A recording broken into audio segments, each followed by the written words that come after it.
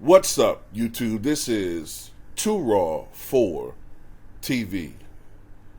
So, look,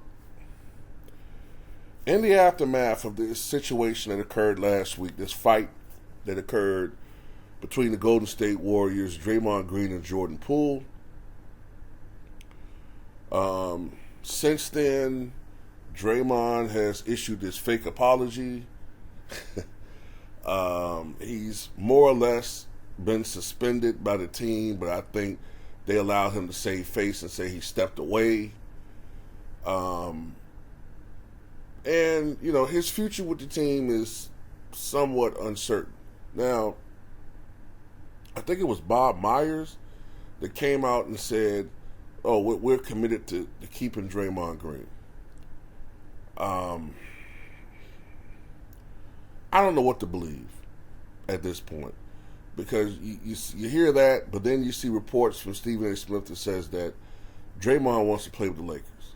So then you start questioning whether or not maybe the whole punch thing, if not premeditated, was Draymond sort of like not giving a fuck for a split second, thinking in the back of his mind, fuck it, I'll just go to LA, fuck this team.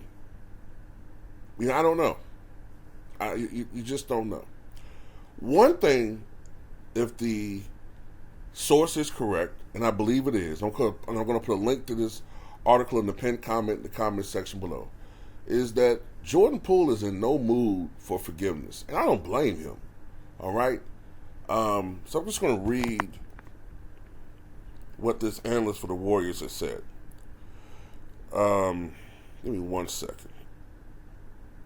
Even though Green has apologized, it would remain Poole's prerogative as to whether he wants to accept the apology or not.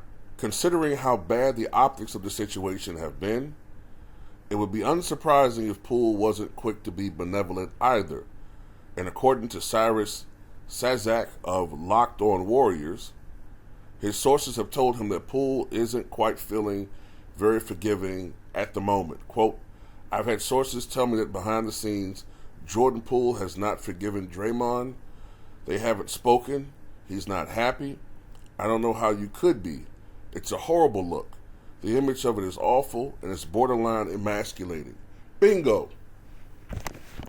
Look, it's one thing if the incident occurred and we have to try to imagine in our minds how it was. And a lot of the articles were trying to downplay it, saying, oh, you know, the punch was a grazing punch. It didn't really cause Poole much damage, if any at all. And he didn't go down. So in your mind, you're thinking it's, at least when I heard about it and saw that version, I'm thinking they throwing punches.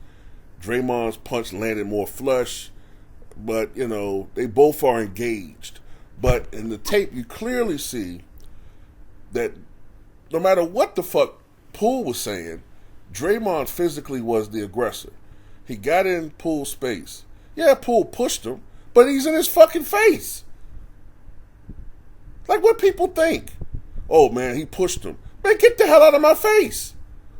I'm way over here. You get your ass over in my space and spitting and fucking goddamn eggs breath all in my fucking face. Get out of my face. Be spitting on me. Then he punched him. I mean, and not just a reaction type punch. I mean, he tried to hurt Jordan Poole. He tried to hurt him. And if Jordan Poole's jaw had been open or in a certain contortion, he could have broke his fucking jaw. If the punch landed a little bit higher, you know, he could have hurt him. He could have given him a concussion. I mean, who knows? Jordan Poole looked like he about,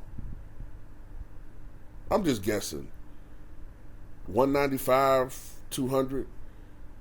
And Draymond is like, what, 235, 240? So, come on, man. And it is embarrassing because the tape shows what happened. Millions of people are making memes and jokes about you and shit. And it's embarrassing to see you get knocked out and on tape, millions of people to see laughing at it. Now look, there are people out there that are, mature and are fair-minded, and they say, okay, look, Draymond was the aggressor. But Draymond has his fans. They tend to not be very mature. Well, I'm not going to put all of them in that boat. But some of them aren't very mature. They're always going to side with Draymond, whatever. And they're going to say Draymond was justified, or, yes, well, you don't fuck with Draymond and all that type of shit. Even though he don't got that smoke for other people. But anyway, yeah, if I'm Poole, man, I don't want to fuck with that dude right now. And I don't know if I ever will. Honestly, I don't know if I ever fucking will, because we don't know the extent to which he's been fucking with Poole before that punch. And everything ain't always peaches and cream with teammates, because to this day, Adrian Dantley hates Isaiah Thomas. He hates him and will never forgive him for his antics with the Pistons. He had to be begged to be on that 30 for 30 documentary a couple years ago with ESPN. They had to beg him to appear.